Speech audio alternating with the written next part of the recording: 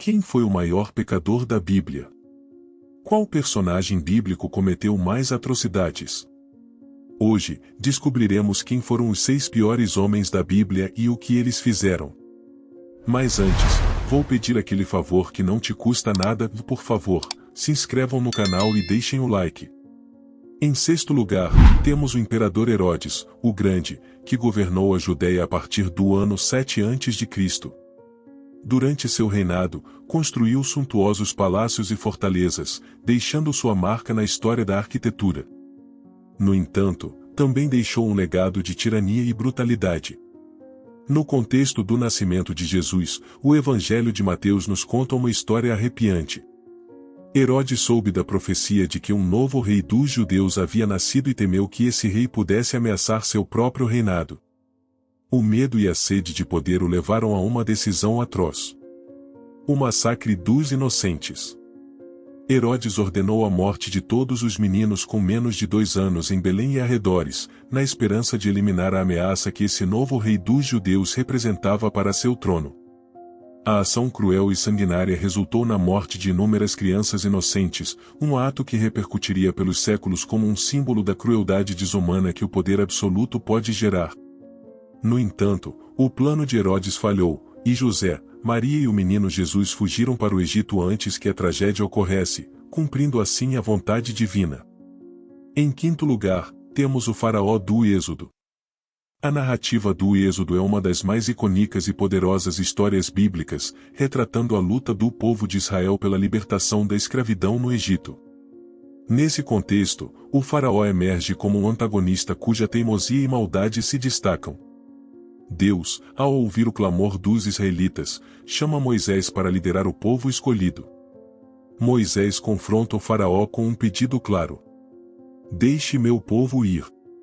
No entanto, o faraó, cujo nome não é mencionado na narrativa, recusa-se a atender ao pedido de Moisés.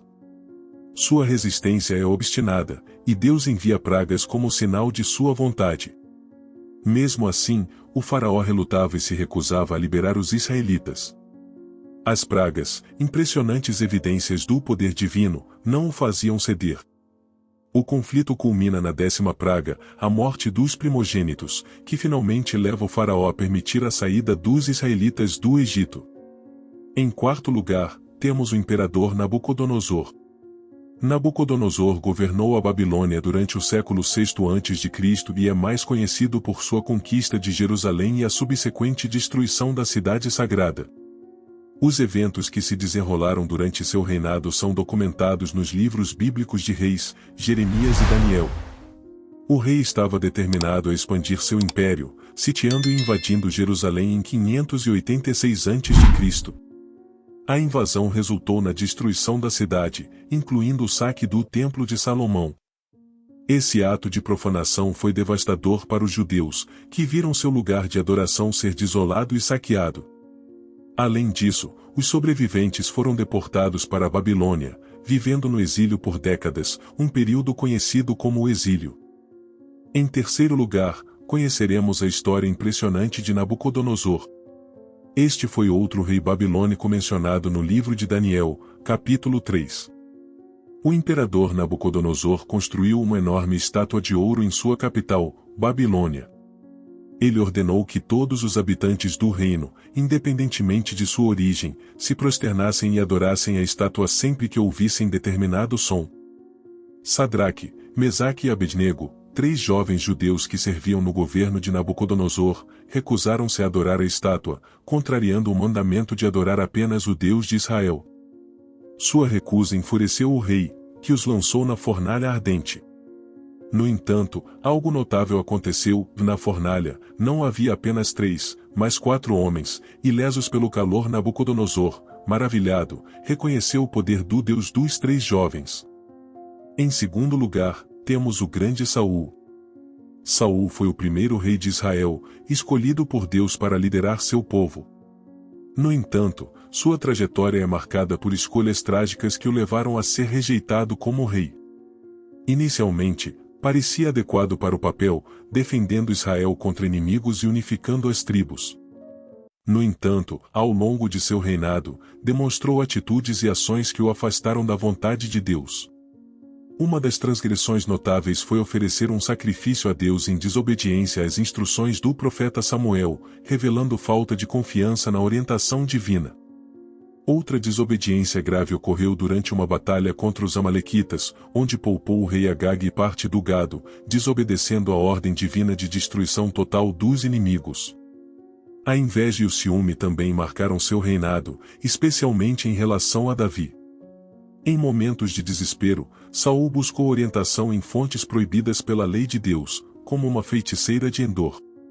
Essas ações, somadas à falta de arrependimento, resultaram na retirada da bênção de Deus e na rejeição de Saul como rei. Em primeiro lugar, não poderia ser outra pessoa senão Judas Iscariotes. Judas foi um dos 12 apóstolos escolhidos por Jesus para acompanhá-lo em seu ministério terreno. Tinha a confiança e a proximidade de estar entre os discípulos mais próximos do Mestre, testemunhando seus ensinamentos e milagres. No entanto, sua história é marcada pela traição trágica em que entregou Jesus por 30 moedas de prata.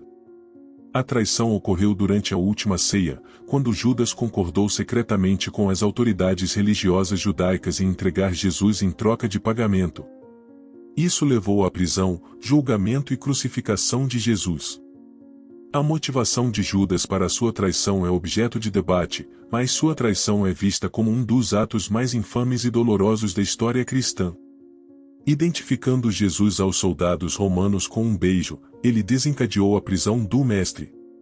Angustiado pelo que tinha feito, Judas tentou devolver o dinheiro, mas foi rejeitado pelas autoridades. Consumido pela culpa e pelo remorso, ele acabou se suicidando, um triste epílogo de sua traição.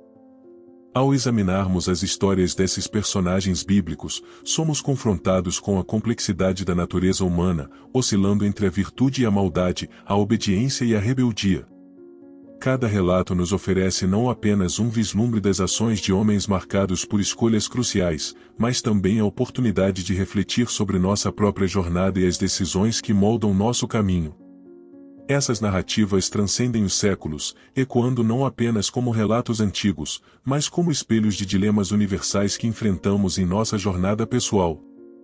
O que escolhemos fazer diante de nossos medos, desejos, invejas e tentações molda não apenas nosso destino, mas também influencia o mundo ao nosso redor. Ao contemplarmos as trajetórias desses personagens, somos desafiados a examinar nossas próprias escolhas, a considerar as motivações que nos impulsionam e a refletir sobre o impacto que nossas ações podem ter nas vidas daqueles ao nosso redor. A história, seja bíblica ou contemporânea, nos lembra da complexidade da condição humana e da responsabilidade que temos ao moldar o curso de nossa própria narrativa. Que estas reflexões sirvam como um convite à introspecção, instigando-nos a buscar a sabedoria, a compaixão e a compreensão em nossas jornadas individuais. Pois, em última análise, é na reflexão sobre nossas escolhas que encontramos a oportunidade de crescimento, redenção e a possibilidade de forjar um caminho marcado pela luz, mesmo nas sombras que todos nós, em algum momento, enfrentamos.